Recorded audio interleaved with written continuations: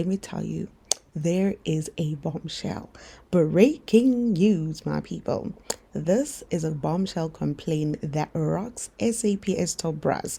Acting National Police Commissioner has apparently been hit with a criminal probe, and this is over the shady 360 million Medicare 24 deal. Now, in a dramatic escalation of South Africa's simmering police procurement scandal, anti corruption watchdogs have obviously zeroed in on the country's highest ranking cop, okay? Public Interest SA has apparently formally lodged a criminal complaint with the Elite Hawks unit against the acting SAPS National Commissioner, Lieutenant General Puleng Dimpane. They are accusing her of potential violations of the Public Finance Management Act, the PFMA. In actual fact, this is exactly the same thing that they charged the National Commissioner with. And this is in the controversial 360 million Rand Medicare 2420 contract. Now, let me explain this whole situation, okay? The deal is now infamous for its procurement red flags, and unfortunately, this was ultimately scrapped amid irregularities. We know that, right? Because that is where Kat Matlala features. But not before a juicy 48 million Rand had already actually flowed into the service provider's pockets. Yes, even before he started. And guess what? The money was coming from who? Actually, who was the money coming from? My people. This is taxpayers' money that was allegedly spent under questionable oversight. At the heart of the allegations, Dimpane's tenure as SAPS Chief Financial Officer when the contract was pushed through. So imagine, she had the final say to give that 48 million. She did. Now, the organization claims that she bore direct statutory responsibility for ironclad financial controls. She had to do with internal checks and risk management. These are duties that they say were kind of glaringly neglected, and this is despite flashing warnings that were given to her even prior all these things. Duties, they say that they were glaringly neglected despite the flashing warning lights and an active internal audit, okay? Now, Public Interest SA is actually pointing to her based on the fact that they know she's part of this whole situation, because this is apparently said to have been said in a sworn parliamentary testimony as key evidence. They are painting a picture of a senior official who allegedly knew enough but unfortunately acted too little. This, my people, is not just paperwork. The complaint demands the Hawks to dig deeper and deeper.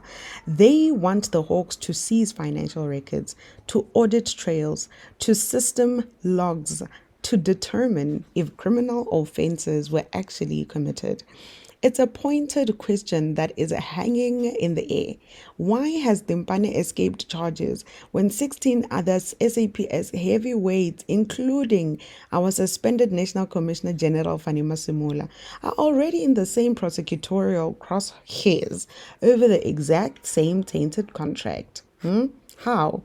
Public Interest SA continues to talk about no, we must figure it out, because they are playing it carefully. They are stressing that this is no premature guilty verdict, but a demand for fearless, independent scrutiny. They say, according to them in inverted commas, accountability is not optional when public funds are on the line. Aibo! Their move actually signals while leaving the door open for more charges if fresh dirt actually happens to emerge. The timing couldn't be hotter though, let's be honest, because Dimpane's elevation to acting top cop has obviously ended up raising eyebrows across the force and beyond, with critics already now openly asking how someone who is actually central to this financial mess actually got promoted instead of sidelined. It makes no sense. And as South Africans grow weary of endless police corruption sagas, this complaint lands like a grenade in the upper ranks, one that could blow open deeper rot in how the SAPS spends its massive budget, my people. The Hawks have their marching orders, okay? Investigate without fear or favor. The nation is watching, where the justice will finally cut through the blue uniforms at the very top. So, this is a very interesting because in the morning at 11, there was a media briefing statement that comes from Public Interest SA.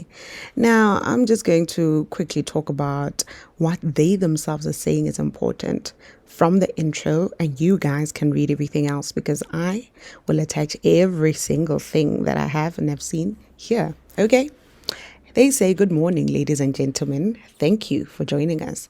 Earlier today, Public Interest SA formally lodged a criminal complaint with the Directorate for Priority Crime Investigations, DPCI, requesting the investigation of Acting National National Commissioner of the South African Police Service, Lieutenant General Puleng Dimpane, for alleged contraventions of the Public Finance Management Act, the PFMA. This is not a decision taken lightly. That's what they say. Public Interest SA is guided by the simple but fundamental constitutional principle: no person, irrespective of rank, office, or status, is above the law. At the outset, let me emphasize that today's action is not a finding of guilt. Public Interest SA has neither the mandate nor the authority to determine criminal liability. That responsibility rests exclusively with the South African Police Service, the National Prosecuting Authority, and ultimately our courts. Our responsibility as a public interest organization is committed to the accountability, ethical governance, and the rule of law. This is to place credible evidence before the appropriate law enforcement authorities where we believe there are reasonable grounds to suspect that criminal offenses may have been committed. I really do think there should have been a comma there because I couldn't breathe. Anyway, there's a background. You will read the background for yourself. But point becomes the fact that the complaint is supported, my people, by a lot of documentary evidence. And apparently this is including Lieutenant General Dimpane's sworn testimony before the Parliamentary's ad hoc committee. They are talking about a copy of which has been furnished to the DPCI, and this was as part of the evidentiary bundle that was accompanying the criminal complaint to the Hawks, okay? This is going to be a very long one, and I wonder how it is going to end. I did also ask myself, why is she not charged alongside our National Commissioner? Because she was the CFO. But clearly, others like the Public Protection SA have taken it upon themselves to not just think about it, but actually take action and do something about it. Now, South Africans are speaking. Your girl Zoe says it looks like the Hawks finally got a real bird to chase the police goose. That's funny. Another continues to talk about a whole lot of other situations because Bongani is saying, are we ever going to have a national commissioner who's clean?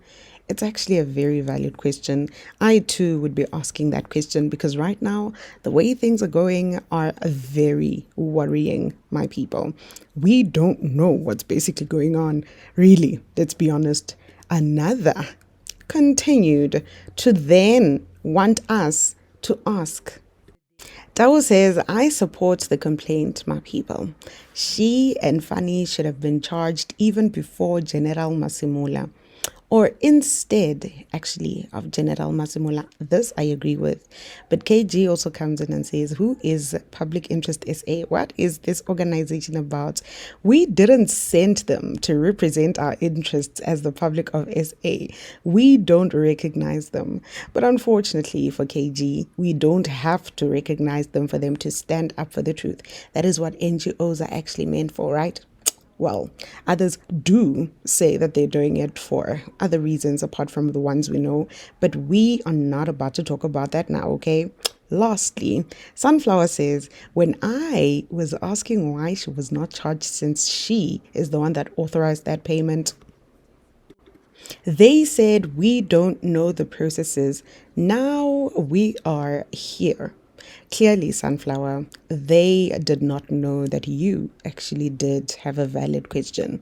Now, Cognivante also comes and says, just dissolve SAPS or actually break it up through devolution and let each province have control through the legislature and MEC of safety. The minister can remain in charge of policy while also influencing the budget. The country has not advanced under the centralized system. Now, I don't know if this would work. I have heard it being mentioned by General Mkhwanazi, maybe not in this particular manner, but he was going along the lines of saying, let's reduce the work of having one person look after a workforce of over 200,000 employees, and let's divide it. I don't know if it's going to work, because the truth is that is exactly how it apparently was working during the apartheid times. Now we will see if that is going to work. Please do let me know if you think centralization is the way to go. Until next time, it's bye for now.